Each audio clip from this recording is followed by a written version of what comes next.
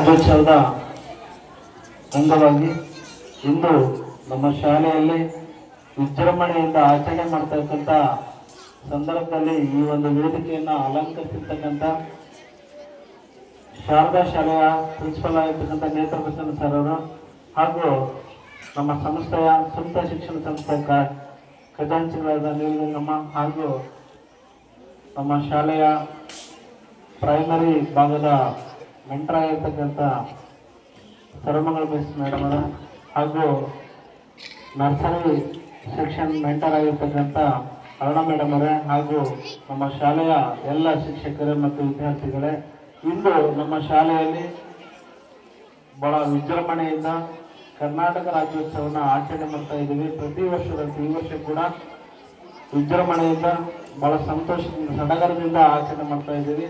ಯಾಕಪ್ಪ, ನಮ್ಮ ಶಾರದಾ ಶಾಲೆ ಇಂಗ್ಲಿಷ್ ಮೀಡಿಯಂ ಆದರೂ ಕೂಡ ನಾವು ಕನ್ನಡಕ್ಕೆ ಒತ್ತು ಕೊಟ್ಟು ನಮ್ಮ ಕನ್ನಡ ಬೆಳೆಸಬೇಕು, ಕನ್ನಡ ಇರಬೇಕು.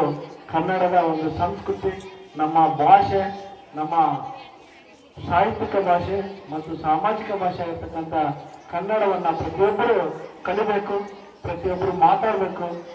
ಈ ಒಂದು ನಮ್ಮ ಭಾಷೆ ಸಿರುವಂಥ ನಾಡು ಕರ್ನಾಟಕ ಅಂತಕ್ಕಂಥದ್ದು. ಕನ್ನಡವನ್ನು ಆಳಿದಂಥ ಮಹಾನ್ ಬಹಳಷ್ಟು ರಾಜರು ಕೂಡ ಆಳಿದ್ದಾರೆ. ಆಮೇಲೆ ಸಾಹಿತಿಗಳು ಇದ್ದಾರೆ. ಇಡೀ ಕರ್ನಾಟಕ, ಇಡೀ ಇಂಡಿಯಾದಲ್ಲೇ ಅತಿ ಹೆಚ್ಚು ಜ್ಞಾನಪೀಠ ಪ್ರಶಸ್ತಿ ಪಡೆದಿರ್ತಕ್ಕಂಥ ಭಾಷೆ ಅಂತಂದರೆ ನಮ್ಮ ಕನ್ನಡ ಭಾಷೆ.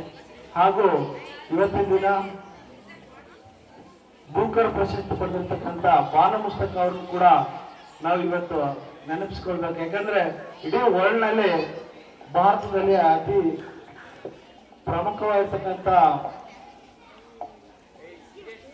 ಪ್ರಶಸ್ತಿ ಅಂತಂದ್ರೆ ಬೂಕರ್ ಪ್ರಶಸ್ತಿ. ಅಂತ ಬೂಕರ್ ಪ್ರಶಸ್ತಿ ನಮ್ಮ ರಾಜ್ಯಕ್ಕೆ ಲಭಿಸಿದೆ. ಅವ್ರಿಗೂ ಕೂಡ ಒಂದು ಶುಭಾಶಯಗಳನ್ನ ಹೇಳ್ತಾ, ಈ ಒಂದು ಕನ್ನಡದಲ್ಲಿ ಪ್ರತಿಯೊಬ್ಬರು ಕೂಡ ಕನ್ನಡ ಭಾಷೆ ಬರೆಯಲು ಓದಲು ಕಲಿಬೇಕಂತಂದು ಹೇಳ್ತಾ ಈ ಒಂದು ಭಾಷಣ ಮಾಡಲು ಅವಕಾಶ ಮಾಡಿಕೊಟ್ಟಂತ ನಮ್ಮೆಲ್ಲರಿಗೂ ಧನ್ಯವಾದಗಳು. ಶಾರದಾ